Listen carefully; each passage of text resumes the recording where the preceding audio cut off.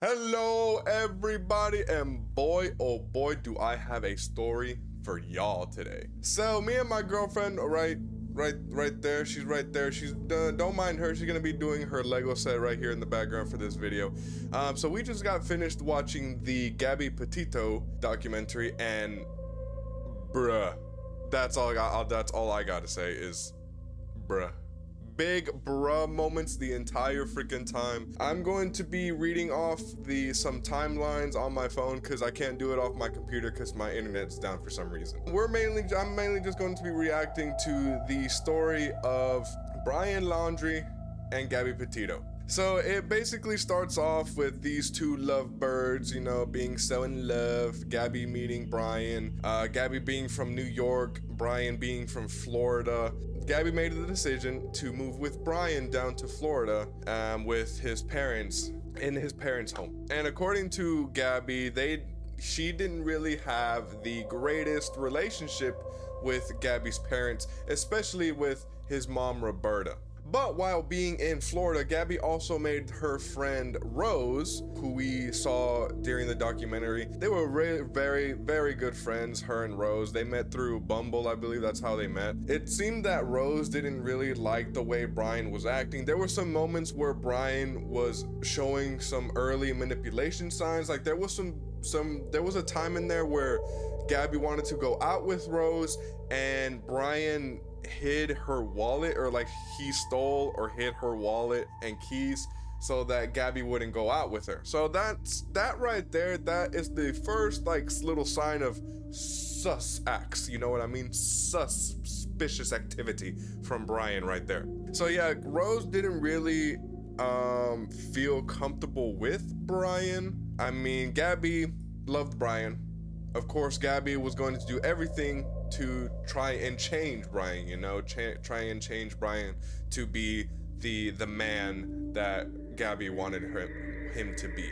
Then Gabby made the decision of wanting to be a YouTuber, a vlogger, and she really talked about that with Brian a good amount of time. And then they made the decision of not renting a van, but buying a white van to take a cross-country trip to visit a bunch of national parks and have just the time of their lives. And Gabby would vlog it, edit it, and post it all on YouTube. So they did do that, and then Gabby bought the van. So then comes the Moab incident. I'm going to go right into this story, all right? On August 12th, I'm going to go right into it. August 12th in Moab, Utah. The police get a phone call about a guy slapping a girl in a white van. This caller, I think they happened to be driving by and they noticed the white van like passing by, and they saw the abuse, and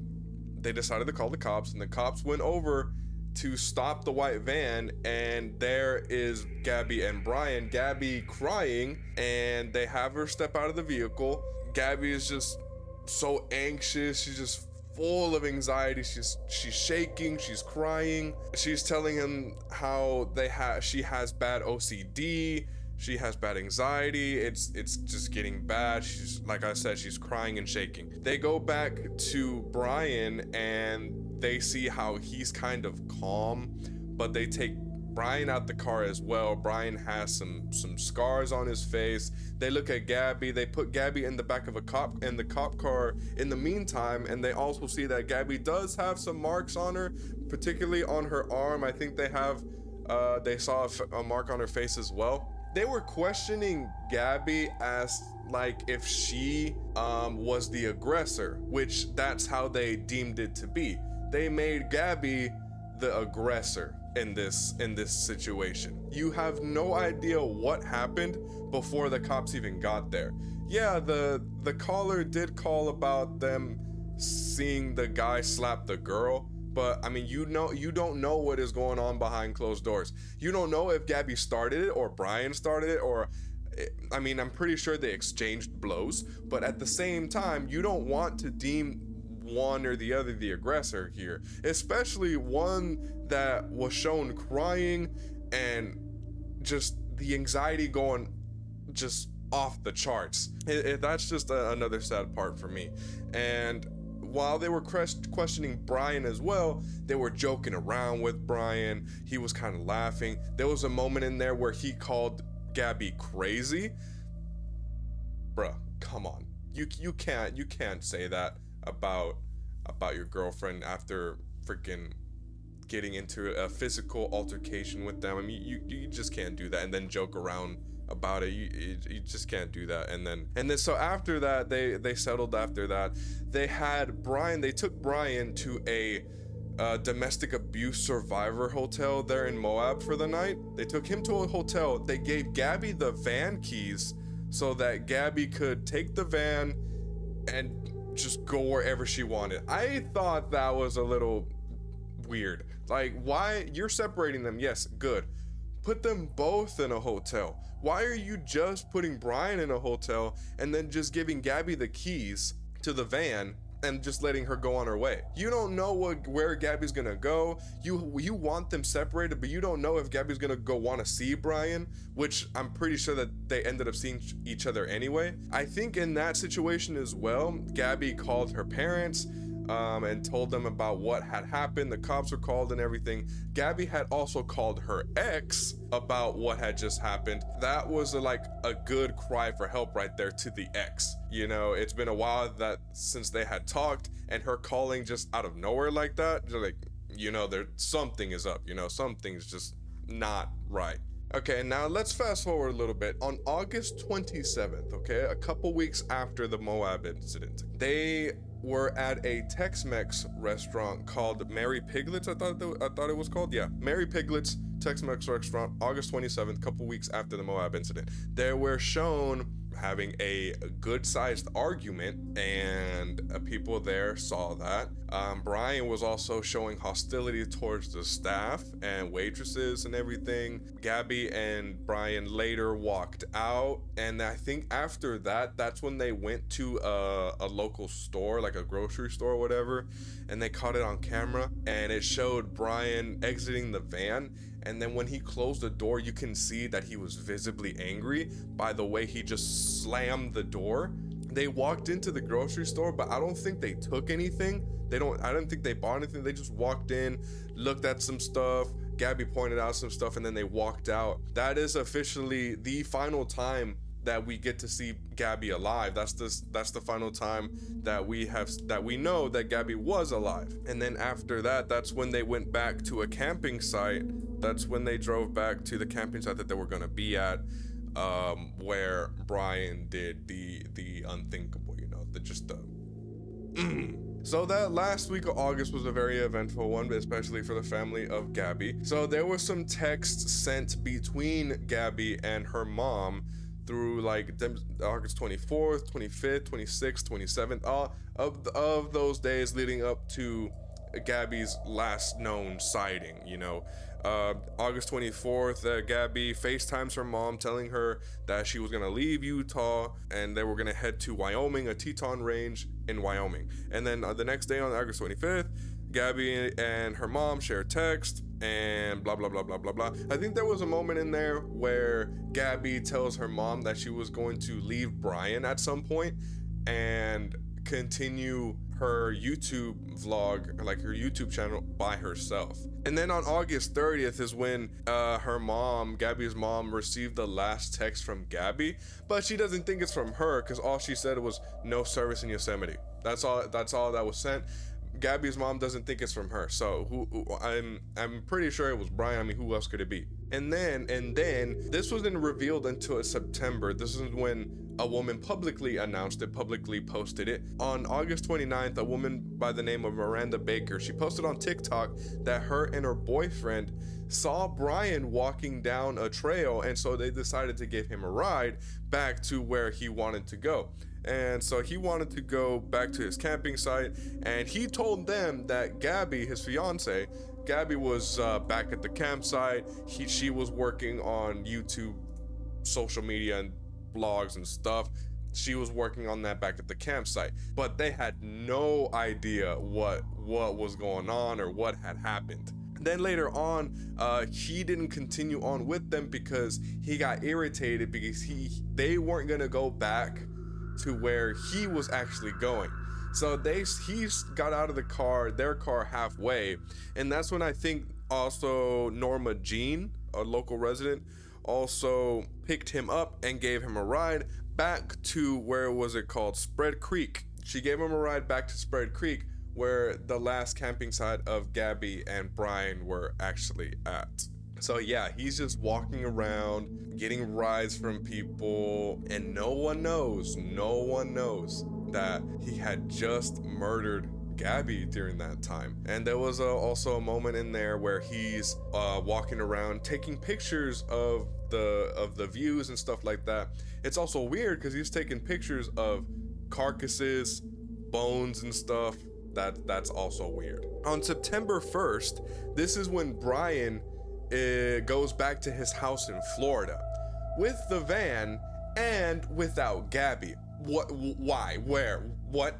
And he goes back to his parents' house, and with no Gabby, white van, he tells the cops, or the parents tell the cops, or someone told the cops, or I don't know, that he flew back to Florida. Whatever. But the van is there. No Gabby though. Huh? Like I can't imagine the parents' reactions to Brian coming back to the house without Gabby, and I'm pretty sure, because there was a bunch of call logs between Brian and his parents, and then his parents calling a lawyer like almost immediately. Like, how are you? Then they also them saying that they spent almost $25,000 on a lawyer, like immediately. Like I said, why? Because he murdered Gabby. But no one knew that at that point. Only Brian knew that, and I'm pretty sure his parents knew that.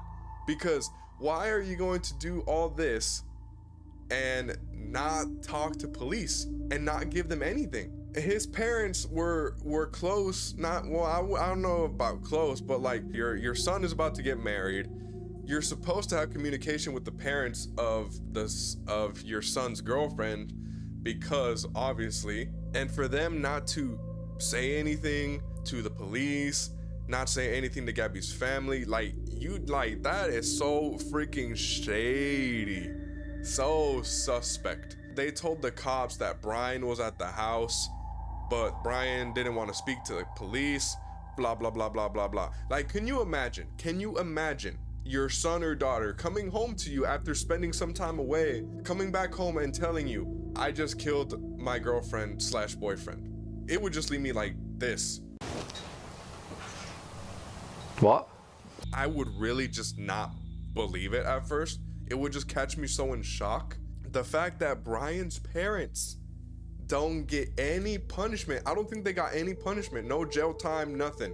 They didn't get anything. That part is the crazy part, because they are the ones that hid so much information. They hid Brian from the police for so long. They hid so much information for so long. I feel like the only ones that knew what actually happened were Brian, and I'm pretty sure Brian's parents. And so after that, in September, around September 6th, Brian and his family, his parents and his sister, I think went out on a camping trip, blah, blah, blah, blah.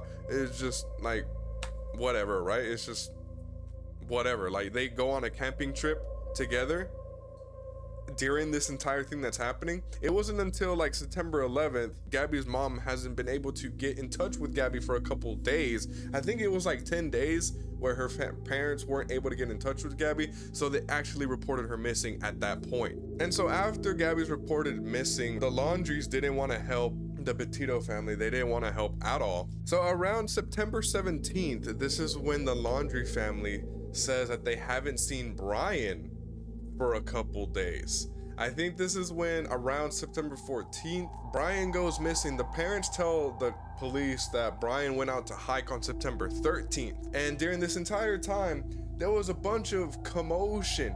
The story was huge. It was all over the news. It was everywhere. There was just riots going outside of the Laundrie home. People wanting answers. Police wanting answers, but the Laundrie's not doing anything about it, not saying anything. How does Brian slip out of the house without anyone noticing? The fact that also the FBI was involved in this case now. Why wasn't anyone watching the house? Like, you know, Brian was in the house, you know he was there. I don't know if there's a law against it or anything. I'm not sure. I really don't know about that one. But I would assume if you want answers, or if you're really watching the suspect, if you know the suspect is in there, you know the suspect, why don't you have anyone watching the house in case he comes out? I think there was a part in the documentary where someone said that they thought it was the mom. Bruh. Huge bruh moment right there as well. How do you get confused with the two? I don't even think they even look anything alike in terms of like the body. Come on now. So yeah, Brian went out to hike. He went out missing. The fact that he went missing during the search for Gabby still, that is also what made people mad, was because like, oh, now he goes missing, but we still haven't even found Gabby? Like, huh? It was later discovered, I think the next day, the September 19th or the 20th, this is when they found Gabby's body, finally. There was also two more people doing the same thing that Gabby and Brian were doing, like living out of their van, going out camping and stuff like that. They were doing a video and stuff like that, and in their editing, they went back and noticed that they actually drove past Gabby's van in their video. They drove past it and they released it out to the public, and they saw that, oh, this is Gabby's van. This is where the last place they saw the actual van. I feel like if it was not for these two people, if it was not for this video right here, I don't think they would have been able to find Gabby's body. Because when they found Gabby's body, I think it had been a month since she had been missing. So they didn't really share how the body was. I think they saw that they said that it was curled up. It's very sad. It really is sad. The FBI was able to track where the van was parked by using the video and details from that video. When they went to the actual location, the van wasn't even there, of course, the van was moved. But they used that, and they went off that, used horses, and then they found the body. That's when they found the body. So very, very tragic stuff. And then a couple days after that, the police did a search of the house, of the Laundrie's home. This is when I think around when they did that search, this is when they find the letter written to Brian from his mom, Roberta. And the contents of that letter is just, bruh. This letter was titled "Burn After Reading." Huh? How are you gonna write a letter to your son and then say "burn after reading"? Wow, like that was crazy. That letter was released to the public. The letter basically said that she will love Brian no matter what. Brian will be her boy, of course. It's her son. She will love him no matter what. If he gets into trouble, she will be there. If he kills someone, she will be there with the shovel to hide the body.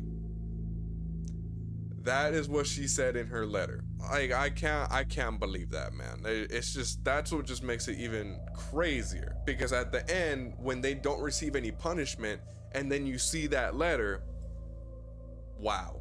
So they see that letter. Brian goes missing. Gabby's body is found on the September 20th, around there. They say that her cause of death was like blunt force trauma and strangulation. I think that's what it actually was according to the autopsy. I'm gonna touch right back on the autopsy or whatever, the results of the autopsy here in a bit, after I discuss what happened to Brian and how they found him. After Brian gets reported missing, they go into the camping site where the parents know where Brian went. So the parents of Brian, Chris and Roberta, actually go and find where Brian actually went. And when they find his body, let me see where the actual day where they find his actual body. October 21st, I think that's when they find the remains of Brian, because when they go to that site, the body is decomposed to the bone, and they go back and they go through,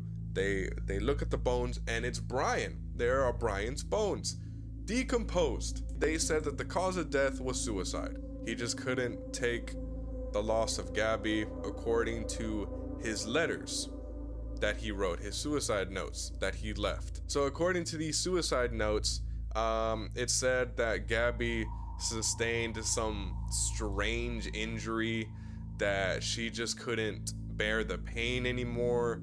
She was in so much pain, and so he decided to put her out of her misery or whatever. That's according to his suicide notes. That's what he said. It is completely sad. It really is sad, because they never got a straight answer from Brian as to see if that was actually true or not. If Gabby sustained an injury or whatever. It's strange because according to the autopsy, it was blunt force trauma and strangulation. Maybe the strangulation part was Brian putting her out of her misery, but the blunt force trauma, like maybe Brian did that, not just some strange injury that Gabby sustained just out of nowhere. It really is sad, man, because Gabby, it showed that Gabby was spontaneous, full of spunk, just full of energy. She was everywhere. She just loved being around her family. She loved Brian. She wanted to change Brian for the better, but it seemed that she just didn't get completely through. And it's sad that you never know what someone is capable of. That's why you got to be careful nowadays, because I'm not saying it's always the guy. I mean, a majority of it is always the guy, but at the same time, it can be the girl too. Like, you never know what anyone is capable of, because anyone can do it. It doesn't have to take strength, right? Like, you don't have to be strong.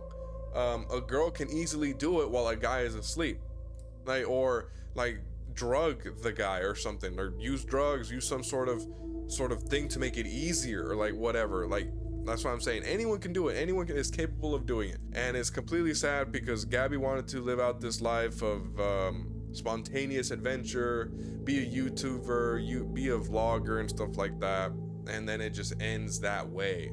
And the fact that the cops had him in Moab is just wild. After watching the documentary and seeing Gabby's stepdad break down trying to identify Gabby's body, seeing him break down, man, it destroyed me. Like, I can't imagine being in their position. I really do not wish that on my worst enemy, man. I really do not, because that is some trauma. Like, oh my god, I can't imagine being in their position. Like, oh my lord. R.I.P. Gabby. Really, thoughts and prayers go out to her family, her friends and family. And it was sweet at the end of the documentary. A year later, they go back to the spot where they found Gabby's body, and they spread her ashes around the site, and stuff like that. It's something that Gabby would have wanted. They shared this photo where there was this orb in the middle of the picture, and they really believe that Gabby was there, and that's what the orb was there for. It's a crazy, sad story, man. It really, really is. Women don't deserve to be touched like that. They don't deserve to be hurt in general. Like, no one deserves to be hurt in general, especially physically. Or if you're in a domestic abusive relationship, please do your best to get out of it, because it's not worth it. It really is not. And that's what Rose talked about as well. Gabby helped Rose get out of an abusive relationship and helped her change and make her feel better about it. It's like I said, it's not worth it. If it happens once, it will most likely happen again. Like, it's kind of hard to get out of it. It really is, because you think you can change the person because you really love them and stuff like that. It's hard to leave. But at the same time, your mental health is more important. Your physical health is more important. That's why Gabby's family set up the Gabby Petito Foundation, so that they can help with cases like that, domestic abuse and stuff like that. They want to help people and stuff like that. So in the end, both Gabby and Brian ended up passing away. Brian's parents suffered no punishment, like as I said. I think Gabby's parents sued Brian's parents, but they just ended on a settlement of like $3 million and stuff like that. But Brian's parents never actually faced punishment. They did not have a hand in the actual murder itself, but they had a hand in helping Brian after the murder. That's what I believe happened. They didn't murder Gabby. They didn't help murder Gabby, but they just helped Brian try and get out of it. or try and hide it, more like it. That's what I think. So I'm gonna leave it right there. If you want to go watch the documentary of Gabby Petito, it is on Netflix. I don't know how long it will be there. I mean, it just got recently added, so I'm pretty sure it's gonna be there for a while. Gabby's YouTube channel is actually still up. Her video is on that channel as well. It is sad because you see that it looked like she was very passionate about making that video, but it ended up being her only video that she was ever going to post. Like, just thinking about that is just sad. If you are in an abusive relationship, you can also visit the Gabby Petito website and get help through there, because that's what they are there for. That's what that foundation is set up for. So if you really are in an abusive relationship, you can go visit that website and you can get help through there. There are resources that are there to help you. You don't have to go through it alone. Please stay safe out there, everybody. Thank you so much for watching, and I will see you guys in the next one. Have a wonderful rest of your day, everybody. Brr.